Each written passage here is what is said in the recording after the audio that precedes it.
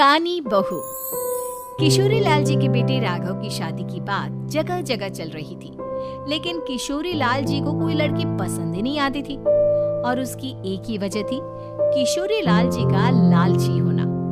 उनको लड़की वालों से मोटा दहेज चाहिए था और इसी चक्कर में एक दिन वो एक बहुत पैसे वाले के घर अपने बेटे का रिश्ता लेकर पहुंचे। उस आदमी का नाम था ओम प्रकाश। देखिए किशोरी लाल जी, मेरी एक ही बेटी है और मेरी सारी संपत्ति जायदाद सब कुछ मेरी बेटी नैना का ही है। पापा, नाम से लगता है बहुत खूबसूरत होगी। कितना अच्छा नाम है ना, नैना। हाँ, वैसे बात तो सही है आपकी। अब इतना पैसा है, जमीन जायदाद है, इकलौती बेटी, आप भी क्या करेंगे? सब कुछ उसे ही देंगे ना। बिल्कुल ठीक पहचाना आपने। बस बेटी की शादी और सारी जायदाद उसके नाम। पापा, बिना देखे हाँ कर दीजिए ना। इतना अच्छा रिश्ता फिर कहाँ मिलेगा? माला माल हो जाएंगे हम। मैं अपनी बेटी को बुलाता हूँ।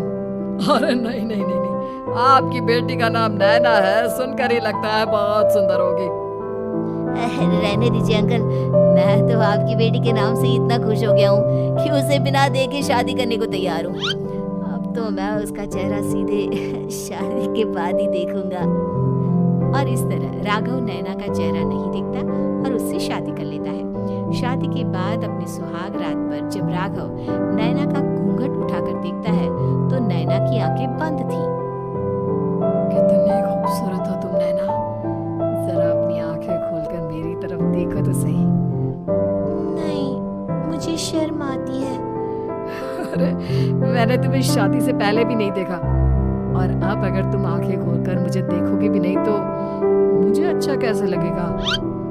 इससे पहले कि नैना अपनी आंखें खोलकर राघव की तरफ देखती, अचानक से लाइट चली गई और राघव नैना को पूरी तरह से देख भी नहीं पाया। अगली सुबह नैना राघव के लिए नाश्ता बनाकर लेकर आई।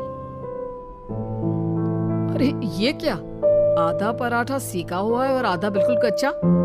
ये तुमने क्या किया नैना? बहू, तुमने क्या आधा पराठा तवे से नीचे लटका कर रखा था, जो आधा सिका है और आधा कच्चा? मुझे जितना दिखेगा उतना ही तो सीखूंगी ना पापा जी। जहाँ जहाँ मुझे नजर आ रहा था वहाँ मैंने सीख लिया, जहाँ जहाँ नहीं दिखा वहाँ कच्चा रह गया होगा। इसका क्या मतलब है? ये कैसा मजाक कर रही है तुम? अरे बहू, तुमने इतना लंबा घूंघट क्यों लगाया हुआ है? देखो, हमारे घर में बहुओं को बेटी की तरह रखा जाता है और फिर तुम तो इतना सारा माल लेकर आई हो। देखो, ये घूंघट डालकर रखने की कोई ज़रूरत नहीं है। हाँ नैना, पापा जी ठीक कह रहे हैं, तुम तो आराम से रहो, अपना ही घर समझो। नैना अचानक से अपना घूंघट उठा लेती है। अरे ये क्या पापा, नैना की तो एक आंख फूटी हुई है। नाम से नैना, लेकिन ये तो कानी बहू निकली। मेरे साथ धोखा हुआ है, धोखा। बिना दिखाए अपनी कानी लड़की मेरे संग ब्याह दी। मुझे कानी बीवी नहीं चाहिए। मुझे अभी ओम प्रकाश जी से बात करनी पड़ेगी। आखिर उन्होंने मेरे साथ ऐसा किया क्यों? अरे, आप लोगों ने ही तो पापा से कहा था कि आप लोग शादी से पहले मुझे देखना नहीं चाहते। अब मेरे पापा पर क्यों इल्जाम लगा रहे हैं?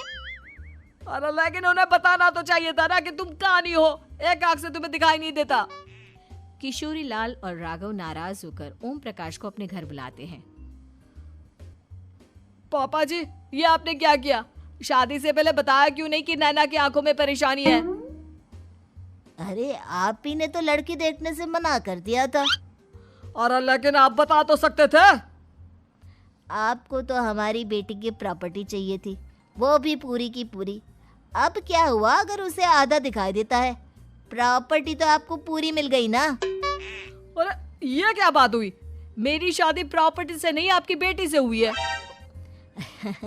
अब ये तो पहले सोचना चाहिए था, तब तो मेरी प्रॉपर्टी देखकर तुम्हारी जुबान लप लपा रही थी। लेकिन मैं कानी लड़की को अपनी बीवी बनाकर नहीं रख सकता। पापा, कुछ करिए ना आप। हाँ, करता हूँ।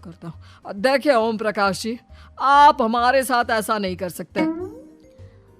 और तुम देखो, अगर तुमने मेरी बेटी से शादी तोड़ी ना, तो जो भी प्रॉपर्टी मैंने तुम्हें दी है वो तो पूरी की पूरी वापस ले ही लूँगा, और आधी प्रॉपर्टी तुम्हारी भी लूँगा। अरे मेरी आधी प्रॉपर्टी भला क्यों लेंगे आप? इसलिए क्योंकि मेरी बेटी को आधा नजर आता है और उसकी नज़र अभी तक तुम्हारी आधी जायदाद पर ही पड़ी है। अब तुम उसे घर से निकालोगे तो कुछ तो लेकर जाएगी ना। और अगर हम आपकी बेटी को अपने घर की बहू बनाकर रखे तो?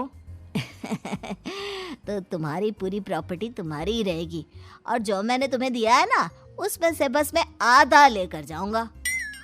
अरे लेकिन अब आप अपनी दी हुई प्रॉपर्टी में से आधी वापस क्यों लेकर जाएंगे? अगर मैं आपकी बेटी को अपनी पत्नी बनाकर रखने को तैयार हूं तो? इसलिए ताकि भविष्य में अगर तुम मेरी बेटी को धोखा दो तो उसके पास कुछ तो रहे जो पति का हो। वैसे मेरे पास तो बहुत कुछ है, लेकिन अपने पति की कोई निशानी तो उसके पास होनी चाहिए ना।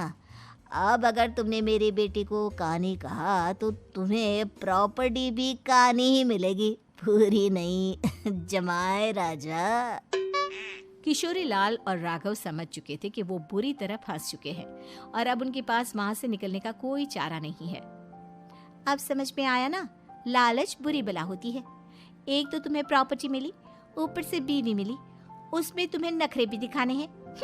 आए बड़े, चुपचाप बैठो दोनों। कुछ दिनों के बाद नैना राघव की कार लेकर बाजार घूमने निकलती है और जब कार लेकर वापस आती है, ये क्या?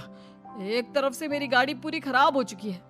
लगता है तुमने मेरी गाड़ी को किसी दूसरी गाड़ी के साथ एक्सीडेंट किया है। अरे अरे कितना बड़ा नुकसान कर दिया तुमने बहू। वो क्या है ना पापा जी, मुझे एक आंख से दिखाई नहीं दे रहा था, सामने से गाड़ी आ रही थी। मुझे तो सिर्फ आधा ही दिखाई दिया और वो गाड़ी मेरी कार से रगड़ते हुए निकल गई। अब मैं क्या करूं बताओ? आप इसे ठीक कराने के पैसे कौन देगा? तुम्हारे पापा। तुमने मुझसे इस तरह से बात की? अभी रुको। नैना राघव की शिकायत ओम प्रकाश को कर देती है। देखो राघव, अब जो मेरी आधी प्रॉपर्टी तुम्हारे पास थी ना, उसमें से आधी और मैं लेकर जाऊंगा, क्योंकि तुमने मेरी बेटी को डांटा। अरे नहीं नहीं पापा जी, गलती हो गई, माफ कर दो। गलती की तो कोई गुंजाइश ही नहीं। अगली बार मेरी बेटी को डांटा तो बची हुई आधी में से आधी और ले जाऊंगा। लालच के चक्कर में हम दोनों ने बहुत बड़ी गलती कर दी बेटा। एक तो तुम्हें कानी बहू मिली और ऊपर से जो माल मिला वो भी काना।